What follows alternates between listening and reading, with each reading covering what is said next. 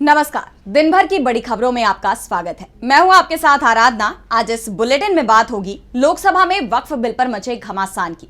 जानेंगे आखिर क्या है वक्फ बिल और क्यों हो रहा है उस पर विरोध। मणिपुर में मोदी सरकार की योजनाओं के दावों की किसने खोली पोल। देखेंगे हरियाणा बीजेपी में सामने आई आंतरिक कलह को। चीन मामले में फिर फंसे मोदी को। और बुलेटिन के आखिर में देखेंगे जाने माने कार्टूनिस्ट इरफान की किस खबर पर पड़ी तिरछी नजर। लेकिन दिन भर की तमाम बड़ी खबरों से पहले एक नजर आज की सुर्खियों पर। तमिलनाडु के सीएम एमके स्टालिन ने कर दी कच्चातीवू द्वीप की बहाली की मांग। पीएम मोदी से कहा श्रीलंका सरकार से करे बातचीत। तमिलनाडु विधानसभा में प्रस्ताव पारित। पीडीपी चीफ महबूबा मुफ्ती का बीजेपी पर हमला। मुसलमानों के अधिकारों का हनन करने का लगाया आरोप। कहा जब बीजेपी सरकार जाएगी तब तक पूरा देश बर्बाद हो चुका होगा। महाराष्ट्र के उप मुख्यमंत्री अजित पवार ने दी सलाह। बीड में असामाजिक तत्वों से दूर रहे एनसीपी कार्यकर्ता, अपनी छवि रखे साफ। शेयर बाजार में तेजी। 592 अंकों की तेजी के साथ 76,617 पर बंद हुआ सेंसेक्स, तो 166 अंकों की तेजी के साथ 23,332 पर बंद हुआ निफ्टी। ये तो थी सुर्खियां। अब बात आज की सबसे बड़ी खबर की। अल्पसंख्यक मामलों के मंत्री किरेन रिजिजू ने बुधवार को वक्फ संशोधन बिल 2024 लोकसभा में पेश किया। सुबह 12 बजे से बिल पर 8 घंटे की चर्चा शुरू हुई। चर्चा के दौरान विपक्ष ने अपना विरोध भी जताया। तो आखिर क्या है इस बिल पर विपक्ष की प्रतिक्रिया? विपक्ष ने उठाए कौन से सवाल जिनका सरकार के पास नहीं है जवाब? सहयोगियों ने भी दे दिया झटका। जानने के लिए देखिए ये रिपोर्ट। वक्फ बिल का देश भर में विरोध हो रहा है। इसके बीच 2 अप्रैल को लोकसभा में बिल पेश हुआ तो विपक्ष ने खुलकर अपना विरोध जताया। हालांकि विपक्ष के विरोध के बीच बिल पर चर्चा में रिजिजू ने 58 मिनट अपनी बात रखी। रिजिजू ने कहा, अगर हमने आज ये संशोधन बिल पेश नहीं किया होता तो जिस इमारत में हम बैठे हैं उस पर भी वक्फ संपत्ति होने का दावा किया जा सकता था। वहीं विपक्ष ने बिल का खुलकर विरोध किया। इसके अलावा सभी की निगाहें जेडीयू और टीडीपी पर टिकी हुई थी। चर्चा के बीच दोनों पार्टियों ने अपना स्टैंड क्लियर कर दिया। जेडीयू ने जहां खुलकर बिल का समर्थन किया तो वहीं टीडीपी ने मोदी सरकार को झटका दे दिया। टीडीपी सांसद कृष्ण प्रसाद टेन्नाटी ने कहा कि तेलुगु देशम पार्टी हमेशा मुस्लिम समुदाय की भलाई के लिए खड़ी है। केंद्र सरकार से अपील है कि वो राज्य सरकारों को अधिकारों में लचीलापन दे। हमारा मानना है कि इसमें सुधार होना चाहिए। हम सबसे पहले दल थे जिसने जेपीसी की मांग की थी। हालांकि टीडीपी ने बिल का समर्थन कर दिया लेकिन अपनी शर्तें भी रख दी, जिससे सरकार पर दबाव भी बन गया है। वहीं कांग्रेस सांसद गौरव गोगोई ने भी बिल में संशोधन पर आपत्ति जताई।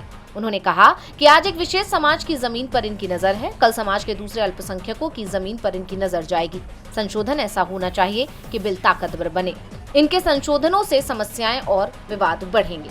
इनके अलावा समाजवादी पार्टी के सांसद अखिलेश यादव ने इसे मुस्लिमों से उनके घर दुकान छीनने की साजिश बताया। अखिलेश ने कहा कि वक्फ बिल में ना तो नीति सही है और ना नियत।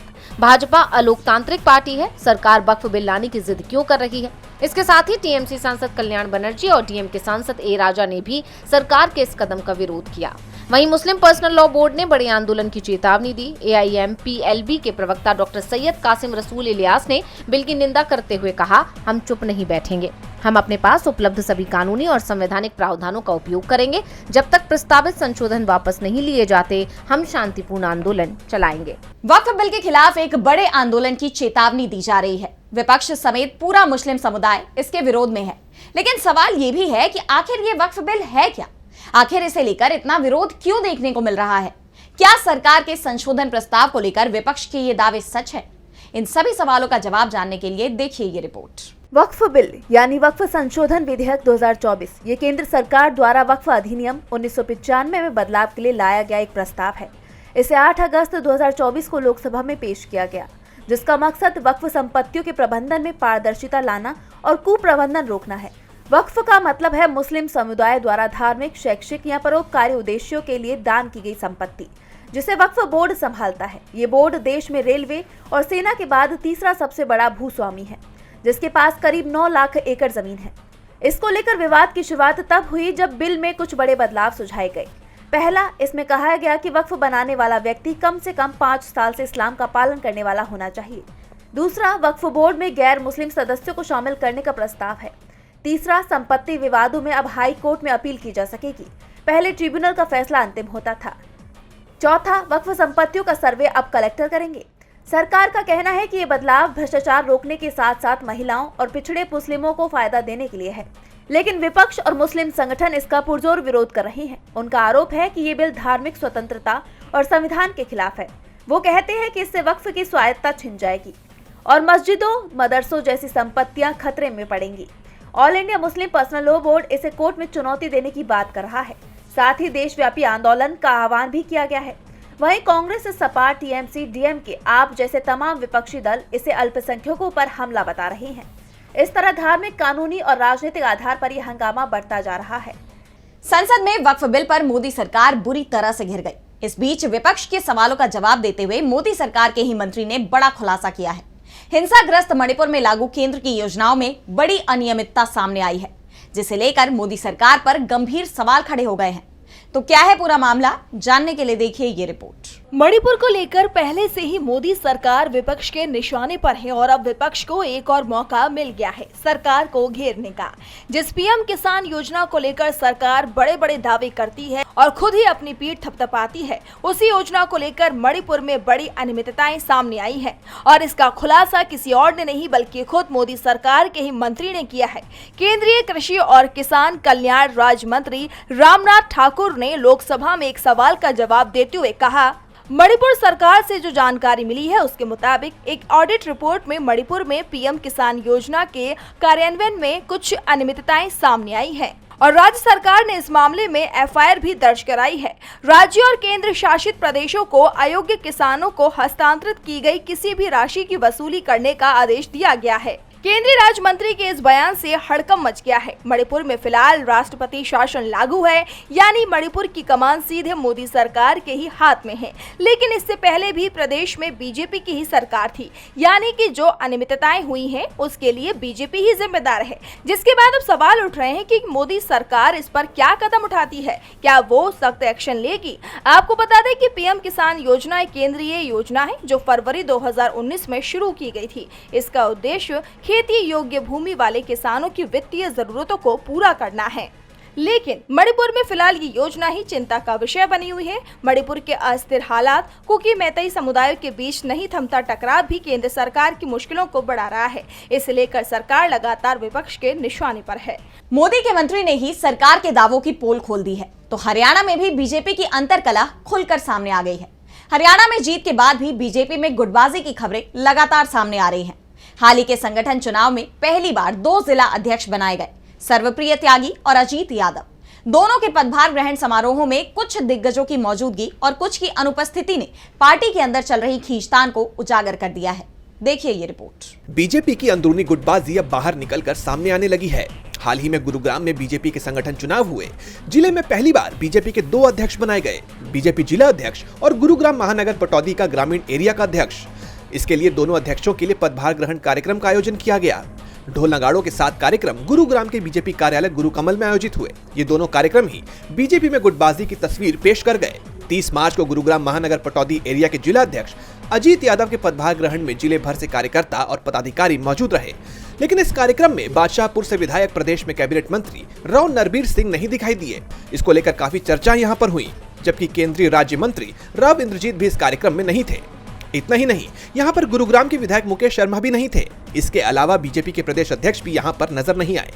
विधायकों की बात की जाए तो सोहना के विधायक तेजपाल तंवर और पटौदी विधायक बिमल चौधरी यहाँ पर थे, जबकि चीफ गेस्ट में पूर्व सांसद और केंद्रीय चुनाव समिति की सदस्य सुधा यादव यहाँ पर मौजूद रही।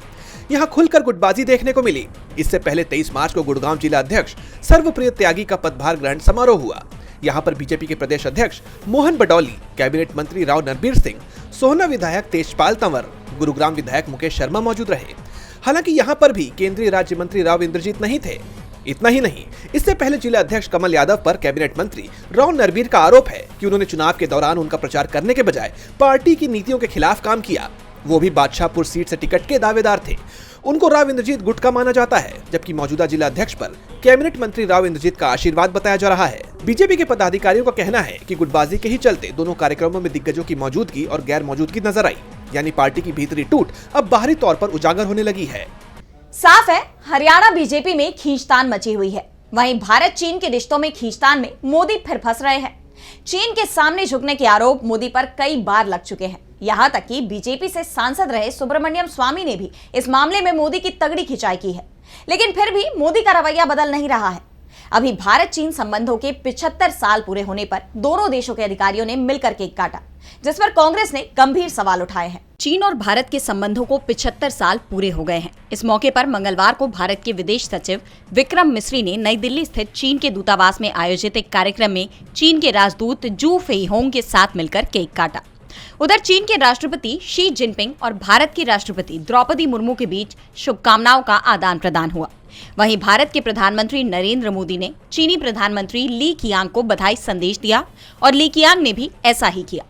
इन सारी कूटनीतिक औपचारिकताओं में चीन की घुसपैठ की समस्या का क्या हल निकला है, इस बारे में कांग्रेस नेता पवन खेड़ा ने कुछ सवाल उठाए हैं। पवन खेड़ा ने पूछा कि क्या पीएलए द्वारा भारतीय क्षेत्रों पर किया गया कब्जा खाली किया जा चुका है? क्या पेट्रोलिंग पॉइंट्स, पेट्रोलिंग मानकों, बफर जोन आदि में अप्रैल 2020 से पहले की स्थिति कायम की गई?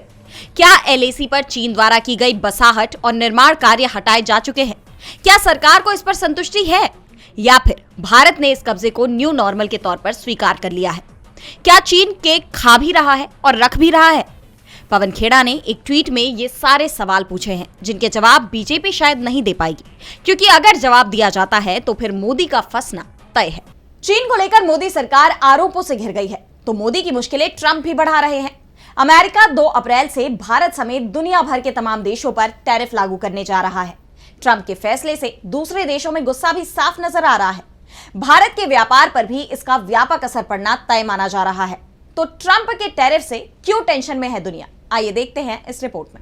अमेरिकी राष्ट्रपति डोनाल्ड ट्रंप ने जब से पदभार संभाला है, तब से ही वो एक के बाद एक बड़े फैसले ले रहे हैं, जिन्हें लेकर वैश्विक स्तर पर चर्चा हो रही है। ट्रंप के टैरिफ ने पूरी दुनिया को चिंता में डाल दिया है।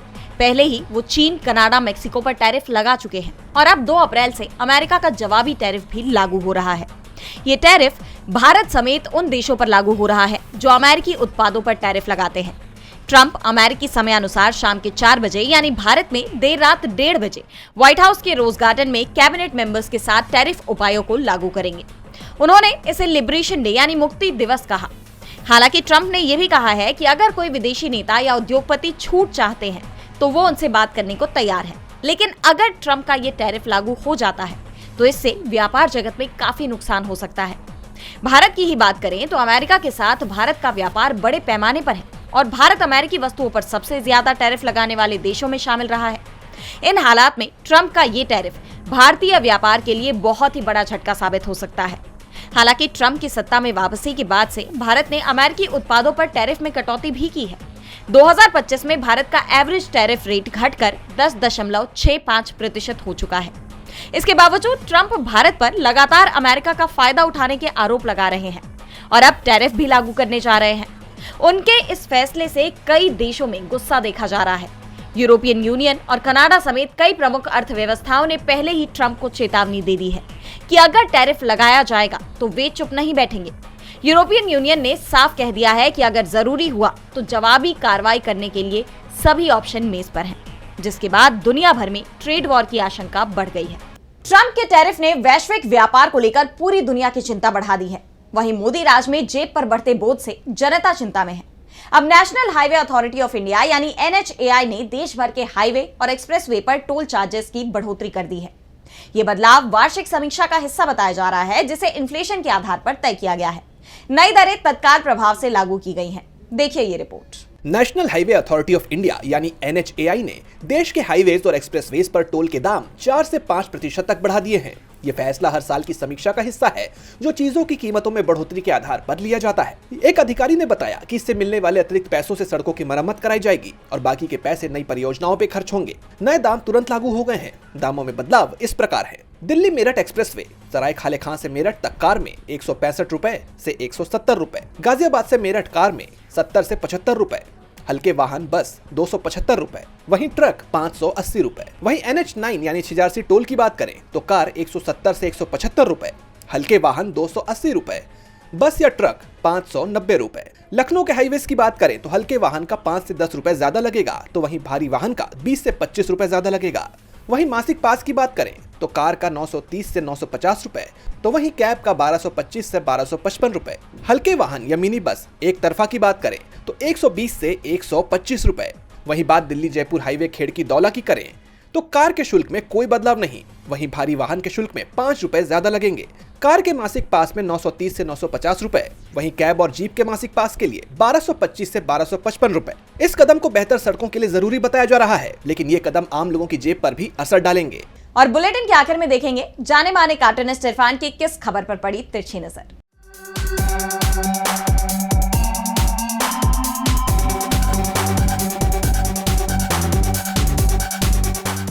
ईद का मतलब होता है खुशी, और खुशी के दूसरे दिन ही मुसलमानों को मोदी सरकार ने सौगाते मोदी की जगह पर सदमा मोदी यानी कि वक्फ विधेयक ला करके पेश कर दिया है। पहले कश्मीर का 370, 3 तलाक जैसे कई सारे निशाने मुस्लिम कौम के ऊपर बीजेपी गवर्नमेंट लगा चुकी है। उसके बाद में अब एक ये नया मुस्लिम वक्फ विधेयक लाकर लाई है। ये ज़्यादा ही गहरा होगा, क्योंकि इसमें बड़े पैमाने पर संपत्तियां जिनमें रहने वाले लोग और बड़ी तादाद में दुकानें जिनके अंदर दुकान चलाने वाले छोटे मोटे ये व्यापारी लोग, ये सारे प्रभावित होंगे। और तो और इसका CEO भी मुस्लिम नहीं होगा। अब देखना ये है कि ये निशाना कहाँ तक लगेगा।